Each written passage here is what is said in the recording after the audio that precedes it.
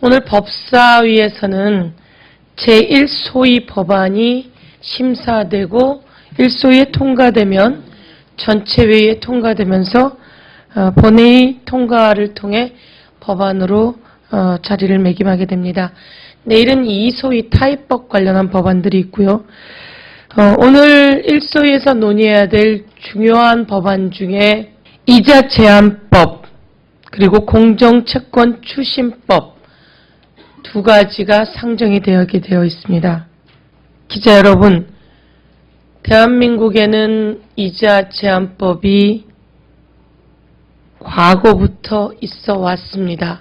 그런데 IMF를 지나면서 이자 제한법이 없어지고 이자가 천정부지로 높아지고 거기에 따라서 일반 금융업계 이자도 높아졌습니다.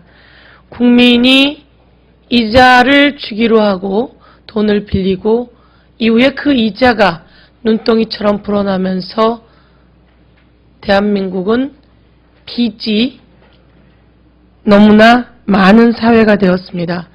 이명박 정부에서 박근혜 정부로 넘어오는 동안 빚이 2조, 가계부채가 2배 이상 늘어서 1,000조 정도에 달하는 상황이 되었습니다.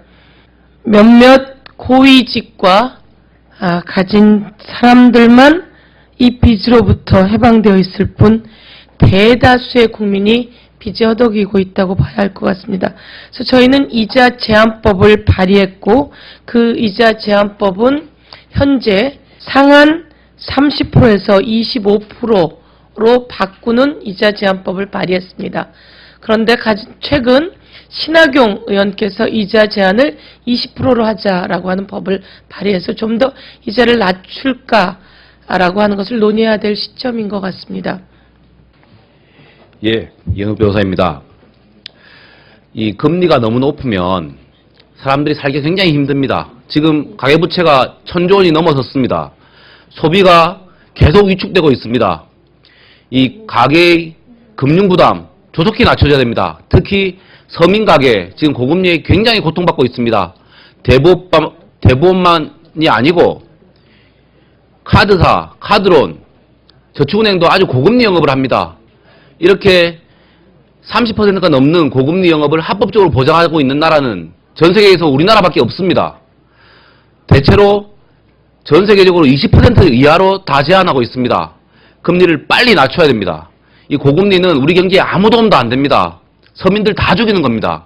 서민들만 죽는 게 아니고 내수경기를 위축시켜서 내수경기 위축으로 우리나라 살림이 절단나는 겁니다. 지금 경제 성장을 위해서도 빨리 고금리를 잡아야 됩니다. 독일과 일본은 고금리를 받으려고 하면 원본까지 못 받게 하는 그런 제도 개혁을 다 했습니다. 판례가 다 나왔습니다. 근데 우리나라에서는 지금 고금리를 받으려고 해도 원본은 다 유효한 것으로 법이 정하고 있습니다. 이런 상태에서는 도저히 고금리를 근절할 수가 없습니다. 그러니까 고금리를 받으려고 할 때는 최소한 이자는 한 푼도 못 받게 하자.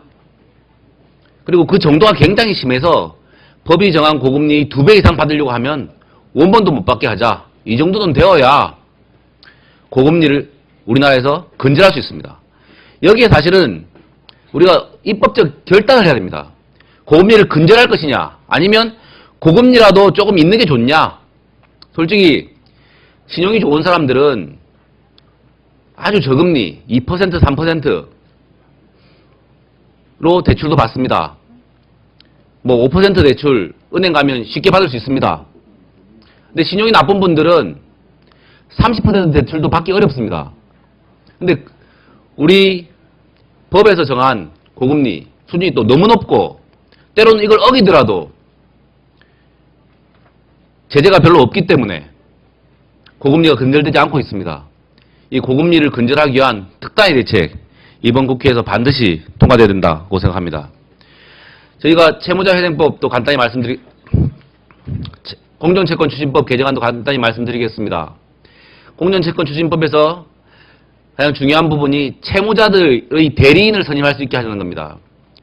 빚을 갚아야 되는 거 뭐 당연합니다만 그래도 인권을 지키면서 인권을 보호하면서 채권 추심이 이루어질 수 있도록 하자는 것이 이 공정채권 추심법입니다. 그러려면 채무자들도 조력을 받을 수 있게 해줘야 됩니다. 전문가를 대리인으로 선임해서 그 대리인이 중간에서 좀 거들어줄 수 있도록 그렇게 하자는 겁니다. 그렇게 하면 불법 부당한 채권 추심이 근절될 것입니다. 뿐만 아니라 이 채권자, 채무자 간의 교섭도 굉장히 원활해집니다. 대리인이 중간에 서서 도저히 못 갚으니까 조금 조정하자 이런 얘기가 쉽게 오갈 수 있습니다. 그러면 가계부채 문제를 해결하는 데도 많은 도움이 됩니다. 이것도 사실은 경제 살리는 법입니다. 서민도 보호하고 우리나라 경제도 살리는 아주 중요한 법입니다. 이자 제한법과 공정채권 추진법 개정안 조속히 원안대로 통과될 것을 촉구합니다. 예, 백주선입니다.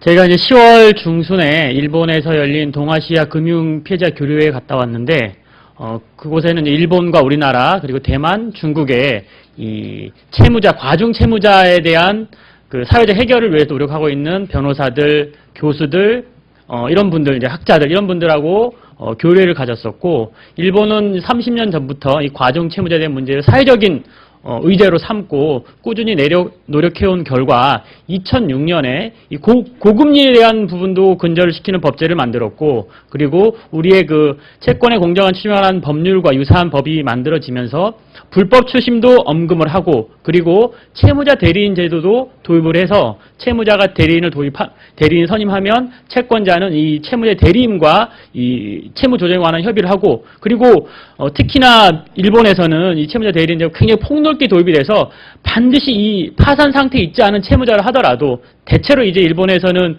그 기업을 운영하는 사람들이 이 제도를 이용한다고 하는데, 이자를 내기 버거운 상태가 되면 일단 채무자 대리인 선임을 해서 채권자 교섭을 해서 그 원금이나 이자의 지급을 유예한다거나 이자를 일부 감면받거나 원금을 그 감면받는, 이렇게 다양하게 채무 조정을 한 다음에 다시 그 기업도 원활한 기업 활동을 하고, 그리고 채권자인 금융기관이나 개인 채권자들도 그 사정을 좀 그 감안해 줌으로 해서 계속적인 거래를 통해서 이자도 다시 더 받을 수 있고 원금도 돌려받을 수 있는 계기가 되기 때문에 이 제도를 채권자, 채무자 다 만족해하고 있고 잘 활용되고 있다고 하고, 특히나 우리가 그 우리나라에서 이 채권의 공정한 추진하는 법률이 있으면서도 채무자 대리인 제도가 없다는 것에 대해서 일본의 변호사나 학자들은 굉장히 의아하게 생각하고 너무나 당연한 제도가 왜 도입되지 않는지에 대해서 의문을 갖고 있었습니다.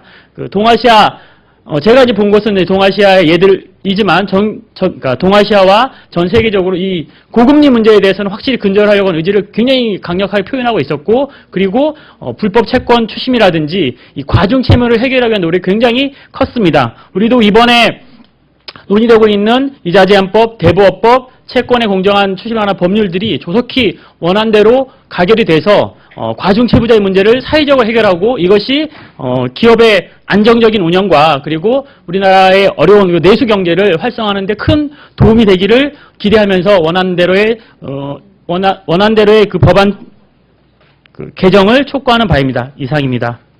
예, 사회가 이 고금리 때문에 동난의 상태에 있습니다. 가계부채 천조 시대에서도 그 빈도 갖기 힘든데 대부업이라는 초고금리 그리고 불법 그 고금리까지 설치고 있는 것이 우리나라의 현실입니다. 그러다 보니까 자살자들이 세계 최고의 수준을 이루고 있고요. 지금 많이 보고는 안 되고 있지만은 일본에서 한때 정말 유행했던 차중 생활자들이 상당히 많이 늘어나고 있다는 이야기들이 나오고 있습니다. 지하도에서 사는 그런 노숙인뿐만 아니라 자기 차 한 대밖에 남아있지 않아서 그 속에 모든 살림을 다 싣고 가재도구를 싣고 그리고 아이들과 함께 생활하는 모습이 서서히 다시 나타나기 시작하고 있습니다. 빨리 고금리 낮추는 이자 제한법과 채권 공정추심법이 이번 국회에서 통과되어서 이런 과중 채무자들이 정상적인 생활로 돌아갈 수 있도록 해야 되겠습니다. 감사합니다. 네, 여러분 정말 국회가 며칠 남지 않아서 민생운동을 해온 많은 시민사회단체들이 매우 답답하고 초조한 상황입니다. 그런데 오늘 법사위 법안 심사 소위를 시작으로 그나마 몇 개의 민생 입법이 처리될 전망이 매우 높기 때문에 기자님들께서 주요 상임위에서 핵심 민생 입법들의 처리 상황이 어떤지 그리고 심사회 단체들과 당사자들이 간절히 호소하고 있는데 일부 관료나 일부 새누리당 의원들이 딴지를 거는 실태들이 어떤지 정도에 대해서 주의 깊게 관심과 취재를 해주신다면 정말 고맙겠습니다. 세계 최악의 폭리를 제도적으로 보장해주는 대한민국에서는 정말 금융정의도 서민의 금융보호도 너무나 취약한 상황입니다. 수없이 많은 사람들이 그래서 빚에 쫓겨서 자살을 하고 있는 안타까운 상황입니다. 그래서 오늘 지금 또 이런 서민가계 보호를 위해서 애써온 에드머니 재윤경 대표님도 참여해 주셨습니다. 감사합니다. 법사위 법안심사소 오늘 10시부터 열립니다. 기자 여러분들께서 관심 가져 취재해 주시면 이 법들이 통과되는 데도 큰 도움이 될 것 같습니다.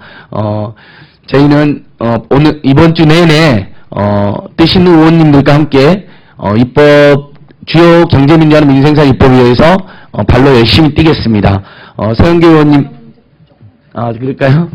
예, 우리 서영교 의원님께서 우리 에드머니 재윤경 대표님도 말씀 한번 간단히 듣자고 하십니다. 예, 서민가계 주치 재윤경 대표님께서 또 현장에 상담을 많이 하시는데 이 법들의 통과의 메시지를 발표해 주시도록 하겠습니다.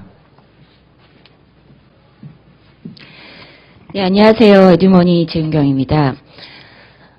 민생 문제가 굉장히 여러 가지로 그 어려움 속에 처해 있습니다. 그래서 올 초부터 정권 출범 초부터 가계부채 부담을 좀 덜어주겠다. 그래서 주요 핵심 공약이었던 국민행복기금을 출범을 시키고 약속을 이행하는가 싶었는데 알고 보니까 뭐 국민행복기금도 은행행복기금으로 변질이 됐고 또 어제는 뭐 그 민생 정치를 해야지 너무 정쟁만 난무하는 거 아니냐 하면서 야당을 향해서 굉장히 비난의 목소리를 세우던 정부가 민생 문제는 외면한 채 민주노총에 엄청난 공권력을 투입하는 등의 이런 파행을 일삼고 있습니다. 이제 그 채무 문제와 관련해서 가계부채가 정말 심각합니다. 채무에 시달리는 그 채무의 취약계층 분들은 더 이상 사실은 기댈 곳이 없습니다. 희망이 없습니다.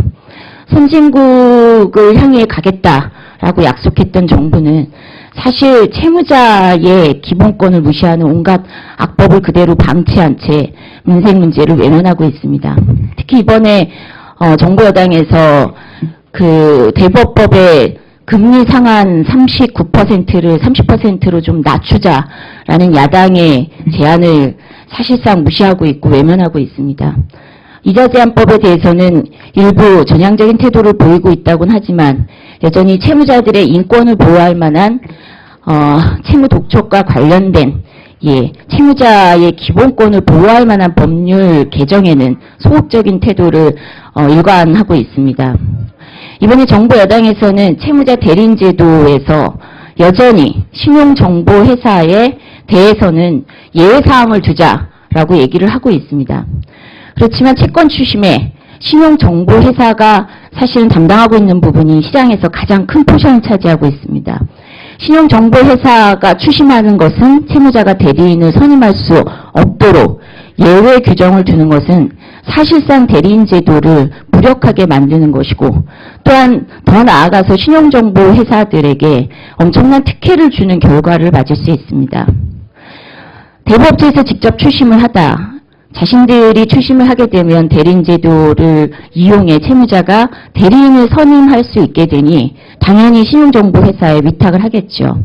신용정보회사는 이제 시장을 독식해서 채무 독촉을 마음껏 할 수 있게 될 것입니다. 저희가 처음에 제출한 민주당과 함께 제출한 원안대로 신용정보회사를 제외하는 그런 내용 없이 원안대로 법안이 통과되기를 조속히 촉구하는 바입니다. 네, 이상입니다.